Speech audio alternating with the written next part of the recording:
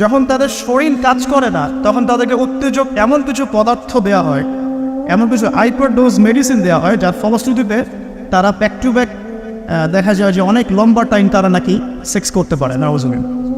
এখন পর্নোগ্রাফির সাথে পরিচিত না এমন হাজারের একজন ব্যক্তি খুঁজে পাওয়া যাবে না। ঠিক আছে, বাংলাদেশের পরিসংখ্যান বলছে যে বাংলাদেশে স্কুল পড়ুয়া প্রায় 77% ছেলে মেয়ে পর্ন দেখে।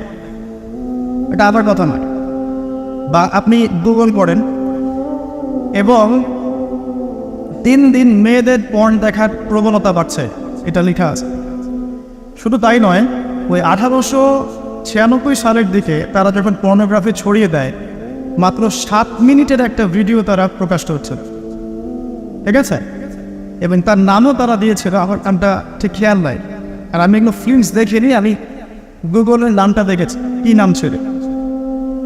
তো তখন থেকে নিয়ে এই পর্যন্ত এই যে নীল সংস্কৃতি চালু করে দেয়া, এটা শুধু পশ্চিমাদের মধ্যে সীমাবদ্ধ থাকে নাই, পুরো বিশ্বের মধ্যে ছড়িয়ে দেওয়া হয়েছে। এবং আপনি পরিসংখ্যান দেখবেন যে এই নীল সংস্কৃতিতে সবচাইতে বেশি যারা পারদর্শী তারা হচ্ছে মার্কিন যুক্তরাষ্ট্রে। এবং এই ব্লু ফিল্মস পুরো বিশ্বে একটা ইন্ডাস্ট্রি চালু করেছে, এর নাম হচ্ছে পর্ন ইন্ডাস্ট্রি। ঠিক আছে, এবং আপনি এবার শুনলে অবাক হবেন যে এই পর্ন ইন্ডাস্ট্রি প্রতি বছরে $97 বিলিয়ন ব্যবসা করে। $97 বিলিয়ন ব্যবসা করে পর্ন ইন্ডাস্ট্রি সারা ওয়ার্ল্ডে। 1 বিলিয়ন সমান কত? 100 কোটি। 1 বিলিয়ন সমান 100 কোটি। $100 কোটি টাকা দিয়ে হিসাব করে দেখেন কত টাকা হয়। $97 বিলিয়ন ব্যবসা হয় প্রতি বছর এই পর্ন ইন্ডাস্ট্রির মধ্য দিয়ে। এবং এই ইন্ডাস্ট্রির ফিল্মসগুলো হলিউড বলিউডের চেয়ে বেশি শ্যুট করা হয়। এবং আমেরিকার লস অ্যাঞ্জেলেস নামক একটা জায়গা আছে না, এটাকে বলা হয় পর্নের স্বর্গরাজ্য। মানে এখানেই সব পর্নের শুটিংগুলো আগে হতো। একটা পর্যায় থেকে সেখান থেকে সরিয়ে ক্যালিফোর্নিয়া নিয়ে আসা হয়েছে। কখন সরানো হয়েছে? যখন সেখানকার প্রশাসন একটা আইন জারি করলো। কি আইন জারি করলো? যে এখানে শুটিং করতে হলে বাধ্যতামূলক কন্ডোম ব্যবহার করতে হবে। নাউজুবিল্লাহ পড়বেন না? তো তারা এটা ব্যবহার করার পক্ষপাতী না, তখন ওখান থেকে ইন্ডাস্ট্রি সরিয়ে ক্যালিফোর্নিয়ার দিকে নিয়ে যাওয়া হয়েছে। তো শুধু আমেরিকায় প্রতি বছর 10 থেকে 12 বিলিয়ন ডলারের ব্যবসা করে এখানে। দ্বিতীয় স্থানে আছে ইউরোপের কান্ট্রি ব্রিটেন, তারপরে আছে সাউথ আফ্রিকা, তারপরে অন্যান্য কান্ট্রি জার্মানি, এদিকে আপনার সুইডেন, ফিনল্যান্ড, আমাদের উপমহাদেশে অনেক কান্ট্রিও আছে। ঠিক আছে, তো এই যে নীল সংস্কৃতি সারা ওয়ার্ল্ডে তারা ছড়িয়ে দিল, এখান থেকে আমি একটা নাম চুজ করেছি আর কি, যে নীল দর্পণ। আমি কিন্তু লেকচারে এখানে যাইনি, জাস্ট ইন্ট্রোডাক্টরি কিছু কথা বললাম যে নীল দর্পণ নামটা আমি কেন দিয়েছি এই কারণে। তো মূল লেকচারে যাওয়ার আগে আমি আপনাকে কয়েকটা পরিসংখ্যান দেখাই। তার আগে বলে দিই যে এর ফলশ্রুতিতে শুধু যে ধর্ষণ বেড়েছে এমনটা নয়, বরং সমকামিতাও বেড়েছে। এখনকার পরিসংখ্যান বলছে মার্কিন যুক্তরাষ্ট্রের 52% মানুষ মনে করে যে সমকামিতাকে স্বীকৃতি দেওয়া উচিত, এবং 41% মানুষ মনে করে দেওয়ার দরকার নেই। কিন্তু আইনত এটা লিগ্যালাইজড, এটা ওদের বাক স্বাধীনতা। এটা কানাডা অনেক আগেই করেছে, ব্রিটেনেও আছে, অস্ট্রেলিয়াও স্বীকৃতি দিয়েছে, এবং দিন দিন আস্তে আস্তে আমাদের ভারত থেকে শুরু করে আমাদের দেশে পর্যন্ত এগুলোর বিস্তার বেড়ে গেছে। এবং তারা এখন সংগঠন তৈরি করেছে, তাদের ফ্ল্যাগ আছে, তারা অধিকারের কথা বলে, তারা স্বীকৃতি চায়। এবং পর্ন সম্পর্কে পড়তে গিয়ে আমি দেখলাম যে নর্মালি পর্নের যে ভিডিওগুলো হয় এগুলো হচ্ছে চলচ্চিত্রের মতো, জাস্ট যেমন একটা নায়ক নায়িকা শুটিং করে, গায়ক গায়িকা যেমন শুটিং করে, ঠিক এরকম করেই ফিল্মস শ্যুট করা হয়। আপনি যখন এটা সার্চ করবেন দেখবেন পর্ন ইন্ডাস্ট্রি থেকে বের হয়ে আসা কিছু ওদের কথা মতে পর্ন স্টার, তারা সাক্ষাৎকার দিয়েছে যে এই জগৎটার সম্পূর্ণটাই হচ্ছে মিথ্যা এবং ফেক। যা দেখানো হয় এটা টোটালি ফেক। এবং কোনো কোনো ক্ষেত্রে তাদেরকে বাধ্য করে জালের মধ্যে ফেলে এই ইন্ডাস্ট্রির মধ্যে অনুপ্রবেশ করানো হয়, যেখানে ওদের কোনো ইচ্ছাও থাকে। একবার জড়িয়ে গেলে কোনো মেয়ে সেখান থেকে আর বের হতে পারে না। শুধু তাই নয়, যখন তাদের শরীর কাজ করে না, তখন তাদেরকে উত্তেজক এমন কিছু পদার্থ দেওয়া হয়, এমন কিছু হাইপারডোজ মেডিসিন দেওয়া হয়, যার ফলশ্রুতিতে তারা ব্যাক টু ব্যাক দেখা যায় যে অনেক লম্বা টাইম তারা নাকি সেক্স করতে পারে নাউজুবিন। তো এগুলো তাদেরই কথা, এটাতে আসক্ত নয় এমন মানুষ খুঁজে পাওয়া দুষ্কর। বাংলাদেশের রিপোর্ট বলছে যে বাংলাদেশে এখনকার ইয়াং জেনারেশনের মধ্যে 92% পর্ন দেখে। কত পার্সেন্ট?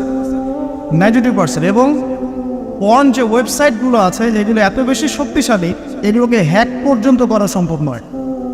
2014 সালে বাংলাদেশের গভর্নমেন্ট যে ছিল, আমি জানি না, আমি আসলে এইদিকে পলিটিক্সের খবর খুব একটা রাখি না, তারা 244টা পর্ন সাইটকে বন্ধ করে দিয়েছে। কিন্তু এমন একটা অ্যাক্সেস তারপরেও চালু ছিল যে অন্য থ্রু দিয়ে এগুলোতে ভিজিট করা যেত। সবচেয়ে বেশি পর্ন সাইট যেগুলোতে ভিজিট করা হয় তার মধ্যে এই সাবকন্টিনেন্ট বা ভারতবর্ষ উন্নত, ঠিক আছে? তো এগুলোর ফলশ্রুতিতে শুধু ধর্ষণ বেড়েছে এমন নয়, বরং সমকামিতাও বেড়েছে।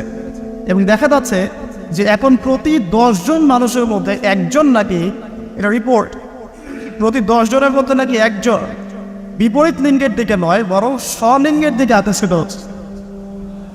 এবং এই মহামারীগুলো দিন দিন বাড়ছে। আমি যখন লেকচার শেষ করবো তখন আপনাকে আমি কিছু হাদিস শোনাবো নবী সাল্লাল্লাহু আলাইহি ওয়াসাল্লামের এই যুগ সম্পর্কে কিছু ভবিষ্যৎবাণী। তখন আপনি মিলাতে পারবেন ইনশাআল্লাহ যে আসলে নবী সাল্লাল্লাহু আলাইহি ওয়াসাল্লাম কোন যুগটা সম্পর্কে সতর্ক বলছেন। তো মূল লেকচারে যাওয়ার আগে আমি আপনাদের কিছু পরিসংখ্যান শোনাচ্ছি, একটু মনোযোগ দিয়ে শুনুন। যে সভ্যতার কথা আমি আপনাদেরকে বললাম, ওই সভ্যতার কিছু পরিসংখ্যান উল্লেখ করে আমি আপনাদেরকে লেকচারের সামনে দেখে দেবো ইনশাআল্লাহ তাআলা। একটা রিপোর্ট বলছে, এটা দৈনিক জনকণ্ঠকে ছাপানো হয়েছিল। এটা ছাপানো হয়েছিল 16 অক্টোবর 2020-এ, যে তারা ওয়ার্ল্ডের টপ 10 যে কান্ট্রিজ ধর্ষণের দিক থেকে, নারী নির্যাতনের দিক থেকে এদের একটা তালিকা তৈরি করে।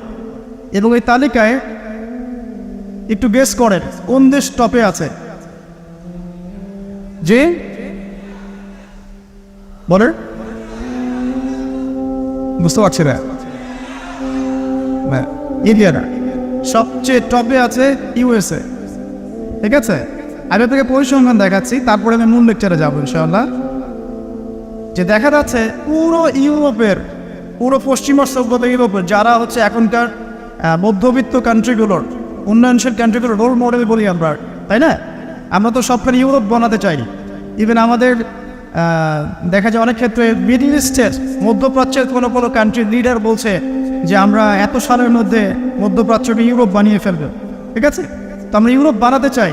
তো ইউরোপের দেখা যায় যে 15 বছরের কম, পুরো ইউরোপে 15 বছরের কম 33% মেয়ে 15 বছরের আগেই কারো না কারো দ্বারা শারীরিক নির্যাতনের শিকার হয়েছে, যৌন নির্যাতনের শিকার হয়েছে।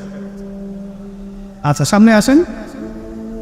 আমাদের পার্শ্ববর্তী দেশ ভারতের কথা এসেছে এখানে, যে প্রতি 22 মিনিটে একটা করে মেয়ে ভারতের নির্যাতনের শিকার হয়, যৌন নির্যাতনের শিকার হয়। বাংলাদেশের সংখ্যাটা কত এটা আপনারা বের করবেন, আমি পরে দেখছি। শীর্ষ 10 তালিকায় প্রথমে আছে আমেরিকা, যেখানে বলা হচ্ছে যে 99% পুরুষ, 99% পুরুষ এরা উন্নত যৌন বিষয়গুলোতে আগ্রহী, ঠিক আছে? 1% পুরুষ চাচ্ছে যে ফ্যামিলি হোক, নর্মাল আমি ইসলামিক যেটা চিন্তা করি, যে ফ্যামিলি হোক, বিয়ে শাদী হোক, তারপরে বাচ্চা কাচ্চা হবে, এটা তারা 1% মানুষ চায়। ফ্রি সেক্সুয়াল যে রেভলিউশন, এটাতে 99% পুরুষ বিশ্বাস করে। তারপরে আসেন, তারা বলছেন যে এখানে আমেরিকাতে প্রতি 6 জন মেয়ের মধ্যে একজন ধর্ষণের শিকার হয়। প্রতি 6 জন মেয়ের মধ্যে একজন ধর্ষণের শিকার হন। এবং যে পরিসংখ্যানগুলো করা হয়েছে এটা মাত্র 16% কেসের ভিত্তিতে, বাকিরা কেসই করেন। যারা কেস করেছে, এই কাগজপত্র আছে, এর মধ্যে দেখা যায় প্রতি 6 জনের একজন ধর্ষণের শিকার হন। তো এরপরে দ্বিতীয় নাম্বার তালিকায় আনা হয়েছে সাউথ আফ্রিকার, দক্ষিণ আফ্রিকার। এটাকে বলা হয় ধর্ষণের রাজধানী। কি বলা হয়? ধর্ষণের রাজধানী। এখানে দেখা যায় যে শুধু 2012 সালেই, অনলি 2012 সালেই 65,000 ধর্ষণের ঘটনা রয়েছে। আমি পরে আপনাকে হাদিসগুলো বলবো, আপনি আগে পরিসংখ্যানটা দোকাতে থাকে। 65,000 ধর্ষণের ঘটনা ঘটেছে শুধুমাত্র সাউথ আফ্রিকাতেই। আর সাউথ আফ্রিকার 4,000 নারীর উপর জরিপ করে দেখা গেছে যে তাদের মধ্যে প্রতি 3 জনে একজন জীবনে একবার না একবার একজন পুরুষের দ্বারা যৌন সহিংসতার শিকার হয়েছে, প্রতি 3 জনে। এরপরে আরেকটা জরিপে দেখা গেছে যে আফ্রিকার 25% পুরুষ, পুরো আফ্রিকার 25% পুরুষ, মানে 4 ভাগের 1 ভাগ পুরুষ জীবনে একবার না একবার কোনো না কোনো মেয়েকে ধর্ষণ করছে। এগুলো আমাদের রিপোর্ট না, কিন্তু আপনি অনলাইনে এগুলো পাবেন। এরপর আসেন 3 নম্বরে রাখা হচ্ছে সুইডেনকে, এবং সুইডেনকে খুব হাইলাইট করা হয়, খুব উন্নত কান্ট্রি। দেখা যায় যে 2009 সালে সুইডেনে ধর্ষণের হার ছিল 58%। কত পার্সেন্ট? আচ্ছা। 4 নম্বরে যে দেশ খুব পরিচিত আমাদের পাশে, ভারত, সেখানে বলা হচ্ছে যে 2012 সালের জরিপে ইন্ডিয়াতে ধর্ষণের রিপোর্ট করা হয়েছে 24,923টা। 24,923। আসেন, তারপরে একজন রিপোর্টে বলছে প্রতি 22 মিনিটে সেখানে একজন মেয়ে ধর্ষিত হচ্ছে। 5 নম্বরে আছে যুক্তরাজ্য, মানে ইংল্যান্ড, যেটাকে আমরা বলি যে ওই যে রানী এলিজাবেথ মারা গেলেন, খুব শোক পালন করলাম না। আচ্ছা, তো তাদের মধ্যে বলা হচ্ছে যে প্রতি বছর গড়ে 85,000 নারী সেক্সুয়াল অ্যাবিউজের শিকার হয়, মানে যৌন হয়রানির শিকার হয়েছে। এছাড়া প্রায় 4 লক্ষ নারী এ পর্যন্ত 2012 সাল থেকে এই পর্যন্ত, মানে 2022 পর্যন্ত, লাস্ট 10 বছরে 4 লক্ষ নারী কোনো না কোনোভাবে পুরুষের দ্বারা যৌন নির্যাতনের শিকার রয়েছে, যার মধ্যে 25 থেকে 30% হচ্ছে শিশু, মানে বাচ্চা মেয়ে। তারাই তো আবার আমাদেরকে বলছে যে বিয়ের বয়স তোমরা তো কমাই না। আচ্ছা, আসেন এবার আরও সামনে যাই। জার্মানির পরিসংখ্যান, জার্মানি হচ্ছে এখন 6 নম্বর। জার্মানিতে বলা হচ্ছে যে সরকারি হিসেব মতে এখানে 2,40,000 নারী এবং কিশোরী জার্মানিতে ধর্ষণের শিকার হয়ে মারা গেছে, এই পর্যন্ত হিস্ট্রি। তারপরে আরেকজন হিসাবে বলছেন যে প্রযুক্তিতে জার্মানি এগিয়ে আছে ঠিকই, তবে 65,07,394 জন নারী এই পর্যন্ত জার্মানিতে ধর্ষণের শিকার হয়েছে, পুলিশের নথিতে রিপোর্ট আছে। আসলে সামনে এটা গেল জার্মানির কথা। এরপর ফ্রান্সের সেম কথা, 75,000 নারী প্রতি বছর ধর্ষণের শিকার হচ্ছে, যাদের মধ্যে 10% হচ্ছে শিশু। এবং কানাডার কথাও এখানে আছে, কানাডাও লিস্টের মধ্যে হচ্ছে 8 নম্বরে, যেখানে বলা হচ্ছে এই পর্যন্ত 25,16,918 জন রিপোর্ট করেছে। এবার বলতে থাকলে শেষ হবে না। 9 নম্বর আছে শ্রীলঙ্কা, এবং 10 নম্বরে আছে ইথিওপিয়া। এই হলো 10টা দেশের তালিকা। আলহামদুলিল্লাহ এখানে বাংলাদেশের নাম নাই। শুধু তাই না, বাংলাদেশরা এই টপ 10 এর মধ্যে কোনো মুসলিম কান্ট্রির নাম নাই, ঠিক আছে? তো এরপরেও তারা দেখবেন বোরখা, হিজাব, নারীর স্বাধীনতা, নারীকে লুকিয়ে রাখছো, হ্যাঁ তোমরা পোশাক নিয়ে বেশি কথা বলো, বাড়াবে, এই কথাগুলো ওরাই এদেরকে শিখায়।